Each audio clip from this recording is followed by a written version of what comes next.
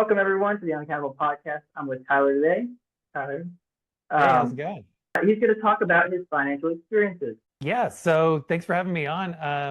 I kind of started, my financial path just like everyone else when we all were kids, right? But mine was a little unique. My parents owned their own business growing up. And so, in a lot of cases, I was helping them out on the farm. It was a plant nursery. And so a lot of what I learned about money growing up, I learned from watching my parents run their business. But a lot of times when I would ask questions about finance and stuff like that, my parents were like, no, we don't talk about that. It was kind of like a taboo topic. And so I would oftentimes have to work out on the farm to get 20 bucks to go and ride go-karts with my friends. And I was always kind of like, and what the heck? Like that doesn't seem very fair. When my friends asked their parents to go, their parents just said, "Here's some money." And so my parents did kind of teach me how to earn a dollar, but they didn't really teach me what to do with it afterwards. And so, when I grew up, I was on the college campus one day and I saw that if you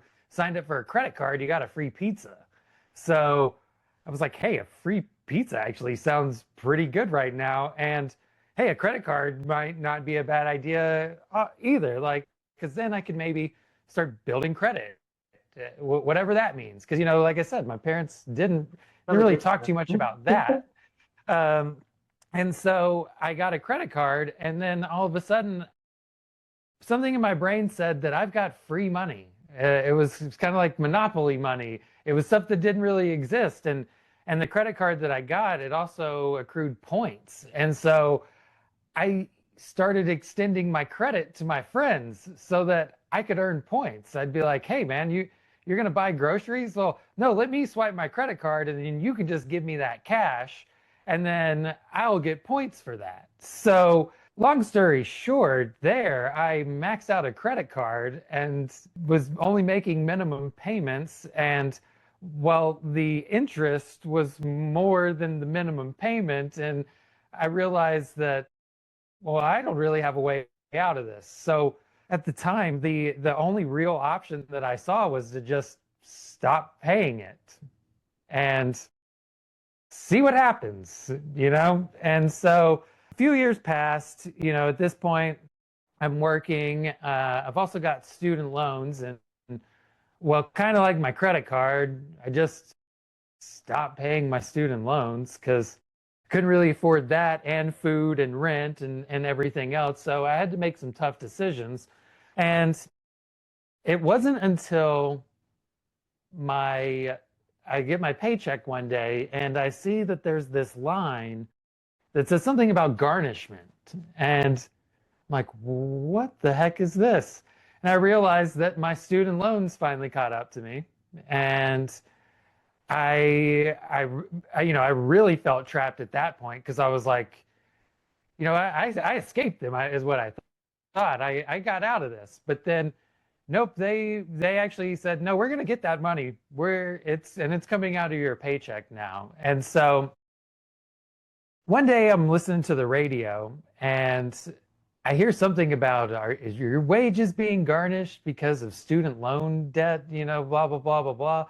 And I was like, that sounds exactly like me. And I called this 1-800 number. And now looking back on it, I'm like, man, that was kind of silly. Like, I don't know if that was the best option, but it got me onto a payment plan. It got the garnishment off of my paycheck. I probably ended up paying more than I would have if I would have just, done it the right way. But I at least felt like I was more in charge at that point, because it wasn't being taken from me. I was, I worked out a plan and I was paying that willingly. And so it felt like, okay, I'm starting to get a hold of my financial life again. And then I get a call basically saying that I'm probably going to have a court date pretty soon, and realized that my credit card caught up to me. And it had gone to collections, and somebody had bought that debt, and now they're coming after me to get it. And a couple days later, I get the knock on the door, and it's the whole, are you Tyler? And I'm, yes, that's me. Well, here you're being served with papers. And so again, this is another one of those instances where, hindsight is 2020, and I could have figured out different ways to go about this, but I just said, hey, you know what? I paid that, or I accrued that debt, and it's time for me to pay the pipers. So I ended up working out a payment plan, and didn't have to go to court, which is really my main thing. I was like, I don't want to do that. That seems like a whole waste of a day to go to court to basically say, yes, I did that. I spent that money and I owe that money back. And so I started a payment plan for that. And so then it's like, okay, I'm feeling pretty good about where my finances are going. And at the time, I didn't have a vehicle. And so I'm like, well, now I need to start looking to buy a vehicle. And well, as you can imagine, the only place that I could purchase a vehicle was one of those high interest rate used car lots. So I ended up purchasing a car at 15% interest rate, I think is what it was, which was just insane. But it's all that I could get because I had done so much damage to my credit at this point that, I mean, it's either that or I continue public transit like I did. With the job opportunity that I had, I needed a vehicle. So it was just like, let's get this going. But what it did was it helped me kind of start to establish that positive credit history, because this is like the first time in my whole path that I've actually started building positive credit history again. And so I held on to that car for a little while. But at this point, I knew that, like, okay, this isn't supposed to be a forever car. This is supposed to be that thing that helps build my credit so that then I can get rid of this and actually get a reasonable rate on a car. And so that's what I did. I held onto that car for, it was a year or two. I built up my credit score a bit. And then in that time, I got a wife. And so she was able to co-sign on a car for me, or actually I was the co-signer on her car, is kind of how it ended up working out, because her credit history was better than mine. But it at least got me to the point where they didn't laugh me out the door to be a co-signer on it. And so then I went back to a credit card, even though I had that history in the past. But this time I went into it wiser, and I said, you know what, I'm only going to spend what I have, and I'm going to make sure that credit card is paid off at the end of every month, or at the start of every month, however it worked out, because I knew that was a great way to continue building my credit back up and repairing the damage that I had done in the past. To this day, I still maintain that habit.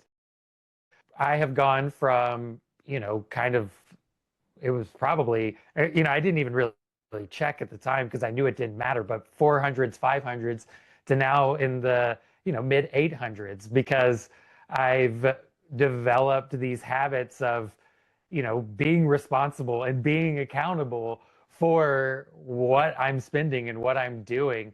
And, kind of going from living with farmers growing up, where, we kind of lived and died by the crop. If we had a good crop, things were great. If we didn't, then things weren't so great. And so when I finally did settle into my career and started making what I consider, pretty decent money, I put away all of it. The first thing that kind of got me saving was this app called Digit, or at the time it wasn't even an app really. It was a text-based thing where I signed up for it via text, and essentially it was one of those roundup things where it rounded to the nearest dollar, and that rounding went into a savings account. But the savings account didn't accrue any interest or anything. All it did was simply save.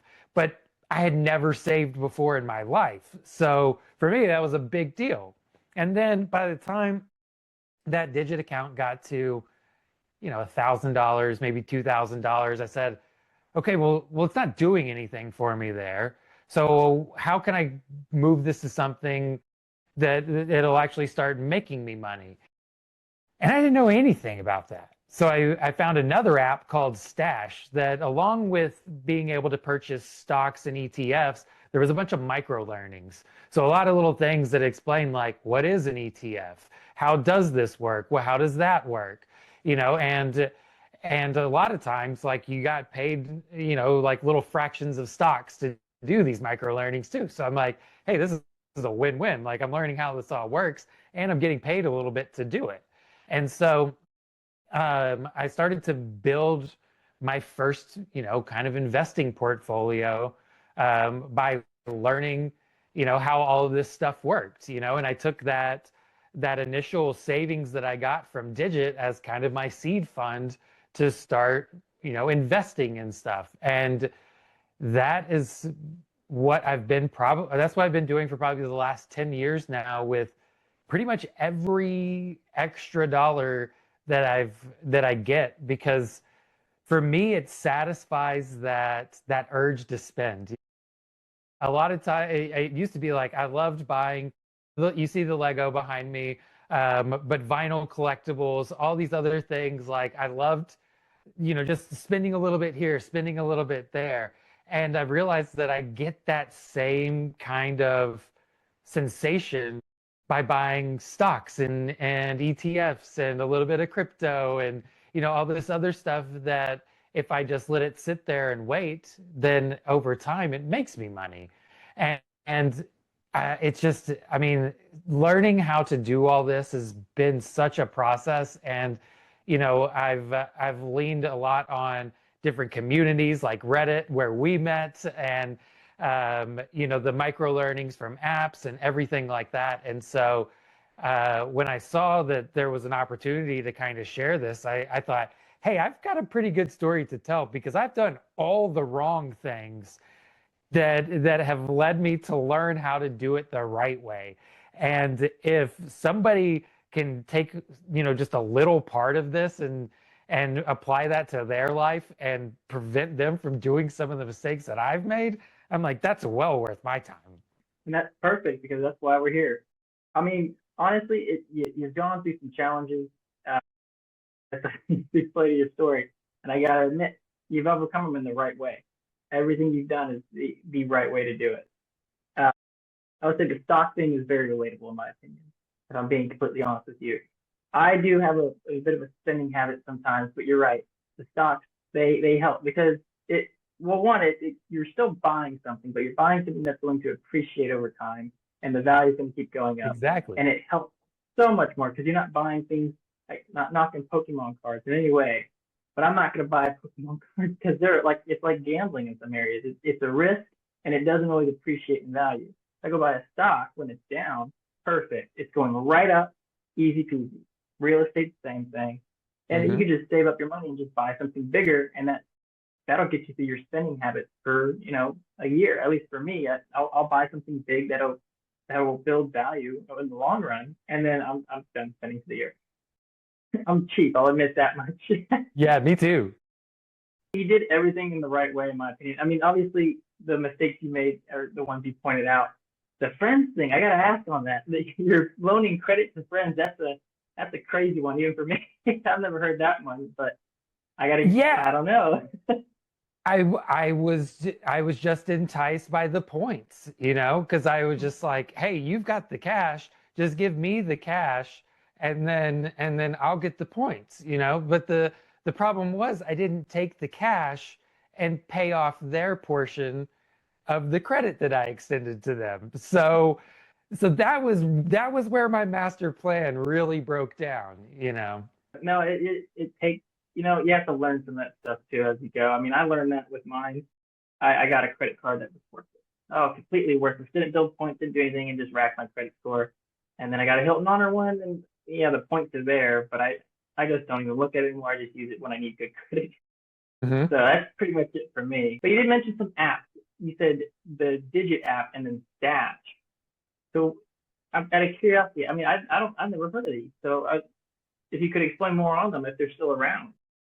Yes, so I don't know. I'm not sure if Digit is still around, but an app similar that I used, which is, I believe, still around, is called Acorns, which is kind of like, a squirrel stashing away their acorns, Yeah. and it's the same concept. It's the roundup. So if you spend $1.50 on something, then it rounds it up to $2 and takes that 50 cents. And then with acorns, it does automatically invest that into, I think it's a wide range, and you pick your risk profile, so it can be high, medium, or low. For me, at a younger age, I've always kind of done the higher risk stuff because I kind of count like, and I'm like, I've still got at least 20-ish, 30 years of work ahead of me. So I've got time to make some money back if I lose some stuff here and there.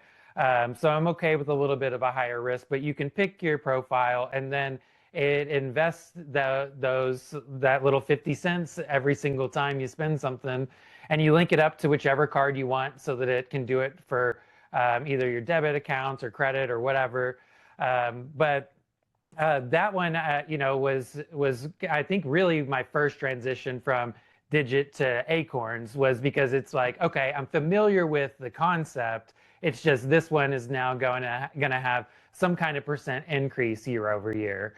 But then stash was something that came about, and it's still around now, where initially you could only buy kind of ETFs, so an exchange traded fund. So basically, it's a bunch of different stocks that are grouped together. So based on category. So instead of buying one stock of Apple, you might have a ETF that has Apple, Google, Facebook, everybody kind of grouped into one. And so I initially started saying, okay, well that feels like I've got more control over this, because with Acorns it was kind of whatever they decided based on my risk level, and with Stash it was whatever I decided. I could pick the ones that I wanted to. And a friend once told me, buy what you believe in. If when you're talking about the stock market, if it's something that you use, if it's something that you see that's going to be useful for others, if it's something that you believe has a future, then that's what you should purchase. And sometimes that's good advice, sometimes that's bad advice because, well, you may not believe in the right things sometimes. Yeah. And those beliefs definitely. could sometimes lead to losses, and so that's why you got to look at the overall P&L. You got to make sure that you're balanced and diversified, and that's something that I learned from using Stash, because Stash would look at my portfolio and give me a diversification score and say, based on what you're holding, here's how diversified it is. And to get a more well-rounded portfolio, you should add this or you should add that. So, if you're heavy on domestic, it might, say add some foreign, or, add US bonds to kind of balance out the volatility. So all those things, like, it was, and they were usually in articles that took you maybe 2 to 3 minutes to read, or maybe it's a quick video or something like that. Because for me, my attention span is very limited, and so anything longer than that, and you've lost me. And so it was the first thing that I would say really kind of fit my attention span and gave me all the information that I needed to kind of make my money work for me, I guess you could say. So I was going to ask, because you mentioned student loans. How much in student loans did you take out, and what was the degree for? I was going to school to actually be a high school math teacher. I'm not actually a high school math teacher though, because I realized that that wasn't for me. But I had some scholarships, but I think overall, and I was lucky because it's not the bill that a lot of people had, but I'm pretty sure it was somewhere to the tune of 20,000. And I paid off, a little bit of it before I just completely stopped. Um, and then a fair chunk was garnished before I figured out how to, take that back. But then after that, I always made a little bit more than the minimum payment. Even if it was just $20, like I always had it set up in auto pay, and whatever I could afford, I just would do. Maybe sometimes it was 20, And then sometimes, I would be like, hey, I just got a raise at work or something like that. I can bump it up to 50, and then it might be, hey, I actually just bought a car, so now I got to drop it back down to 20, So I played with that a lot, but I always tried to do a little bit more than the actual payment, and always to principal, so that just in the long run I was paying less interest, because I realized with my credit card scenario that interest was the real, like, kind of demon like that was always chasing me. And if I could do things to stay ahead of interest, like now paying off my credit card every month instead of letting it roll over, then, that's what's going to help me stay a little bit ahead. Out of curiosity, during this process, because you explained a 15% interest rate on my car, the student loans, garnished wages, what was the most stressful? Quite honestly, I would say the most stressful part was before any of it actually caught up to me, because it was always in my head that it's out there. Like, people don't forget that you racked up debt. Like, that's, and so it was almost like I almost felt like I was always looking over my shoulder, like, because it's like it's gonna catch up to me at some point.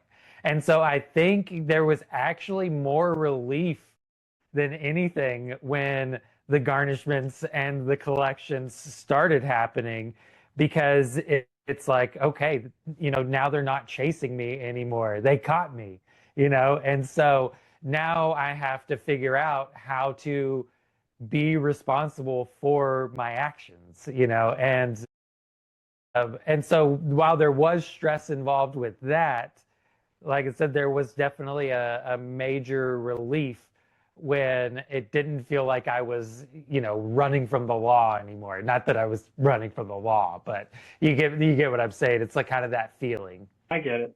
Well, if you had to give advice to somebody out there about this, and like you said, it felt like you were running from the law, it weighed on you pretty heavily. If you had to give advice so people could avoid this, how would you give the advice?